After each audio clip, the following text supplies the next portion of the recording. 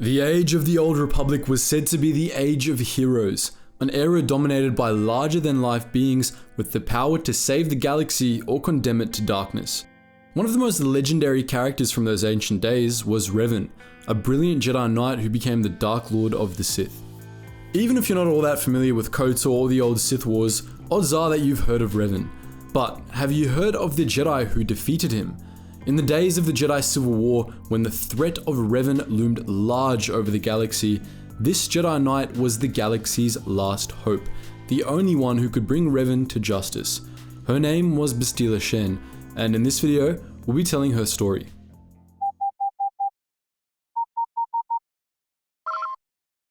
Attention, Sergeant on deck!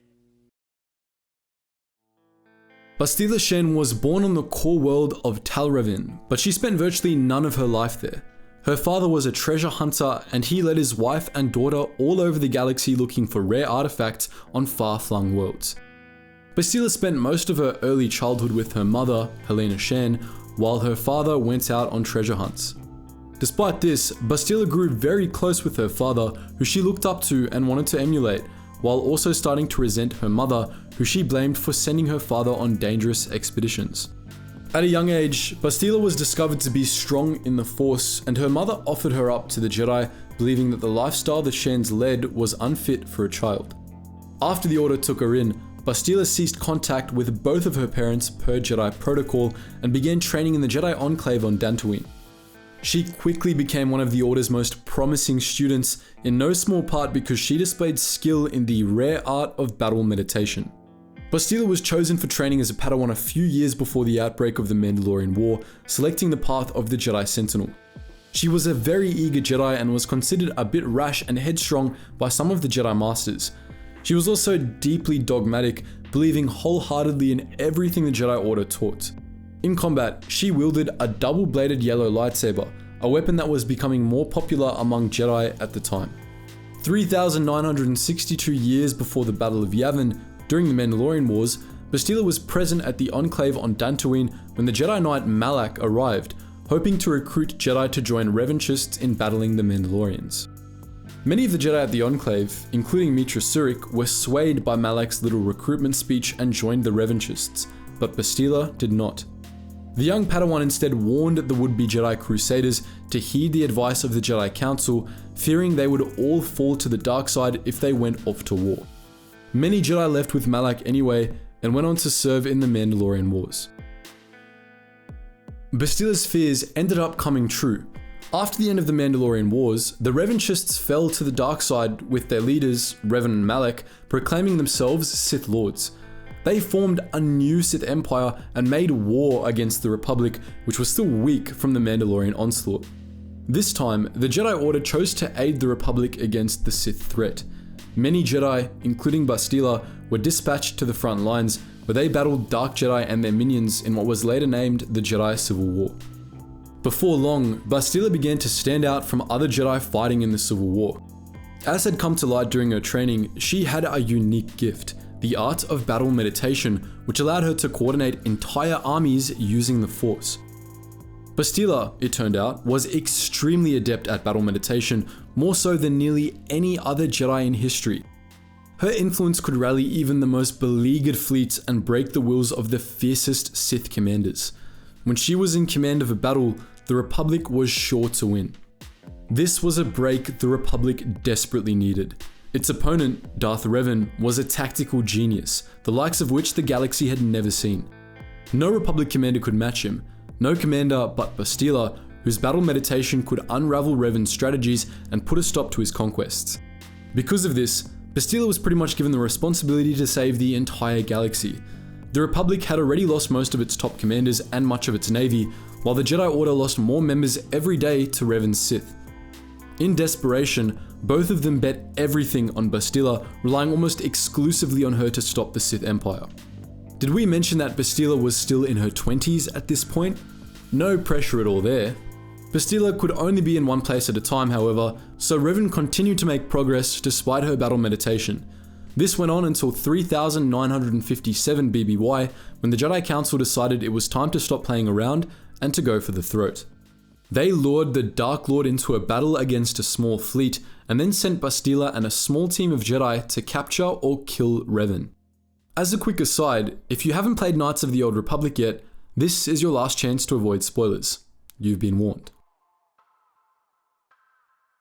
During the battle, Bastila and the strike team boarded Revan's flagship and confronted the Dark Lord. Revan was a ferocious combatant, but he was outnumbered 4-1, and Bastila was no pushover either. But the battle was interrupted by Darth Malak, Revan's apprentice. Malak saw the battle aboard Revan's flagship as an opportunity to usurp the title of Dark Lord of the Sith, so he fired on Revan's flagship, causing severe damage. Revan was nearly killed by his apprentice's betrayal. Indeed, official reports of the battle stated that Revan had been killed by Malak or by Bastila. But neither was true. Revan survived. Barely. Because Bastila kept him alive.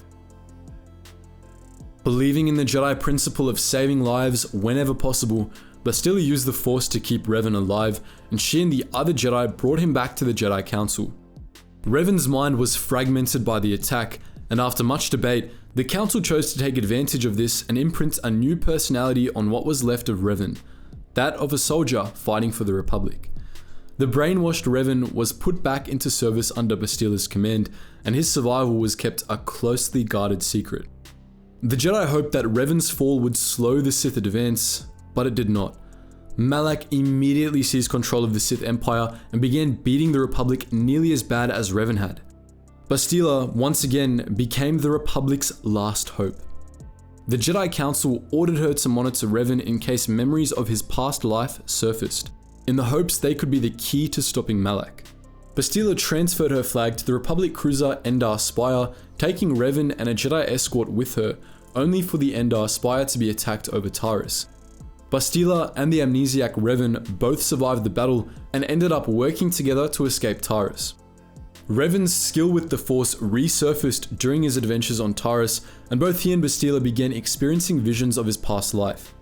As soon as the two escaped Taris aboard the freighter Ebon Hawk, they travelled to Dantooine to speak with the Council of Jedi Masters there. At length, it was decided that Revan was to be retrained as a Jedi and that he and Bastila were to seek out answers to their visions together. In this manner, they discovered the first of 5 star maps, ancient artifacts that Revan and Malak had sought out years ago. Believing the star maps to be the key to stopping Malak, the Jedi sent Revan, Bastila and the crew of the Ebon Hawk out to find the others. One by one, the crew of the Ebon Hawk sought out the star maps, coming ever closer to finding the location of the Sith's secret weapon, the Starforge. During their adventures, Revan and Bastila became close. On Dantooine, the Jedi Council had determined that the two had a powerful Force bond, but it went deeper than that. Bastila was curious about Revan, and Revan, in turn, was interested in her. In a chance meeting with Bastila's mother, Helena, on Tatooine, Revan helped her come to terms with her past, something that drew the two into the beginnings of a romantic relationship. Bastila was, at first, resistant since she believed attachments were dangerous, but she eventually relented. HK47 summed up Bastila's feelings best.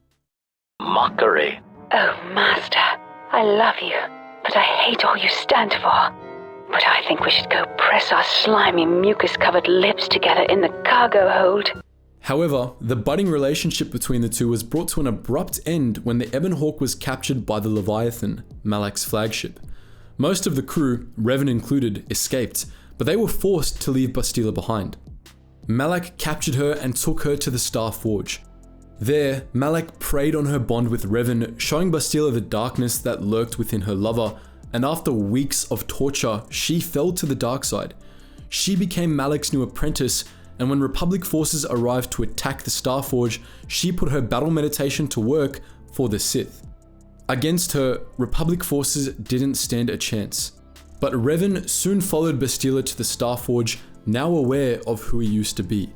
He defeated Bastila in the Starforge's command room, but refused to kill her, proclaiming he still loved her. He offered Bastila a chance at redemption as she had once given him. Trusting in Revan, Bastila renounced the Sith. As Revan defeated Malak, she used her battle meditation to turn the tide of the battle in the Republic's favor. In the end, the Starforge was destroyed and the Sith Empire vanquished. Revan and Bastila, in defiance of the Jedi Council, got married soon afterwards. The two lived together happily on Coruscant for a few months before new troubles arose. Most of Revan's memories began to come back to him, memories of a distant world cloaked in shadow where some forgotten evil waited. Revan left alone to fight this unknown threat, fearing for the galaxy's safety, and like an absolute deadbeat, he left his pregnant wife behind. In his absence, Bastila gave birth to a child who she named Vanna, the next in a long line of legendary Jedi. Unlike most of the Jedi Order, she survived the first Jedi Purge, and together with the pupils of Jedi exile Mitra Surik, she helped rebuild the Order. Her descendants would go on to vanquish the threat that Revan had left to fight, the threat of the true Sith. So, that's the story of Bastila Shen, one of the Jedi Order's most legendary heroes. But what do you think? Would you like to see more videos on Revan's other companions? Let us know all that and more in the comment section below. And as always guys, thank you so much for watching, and I hope to see you in the next video.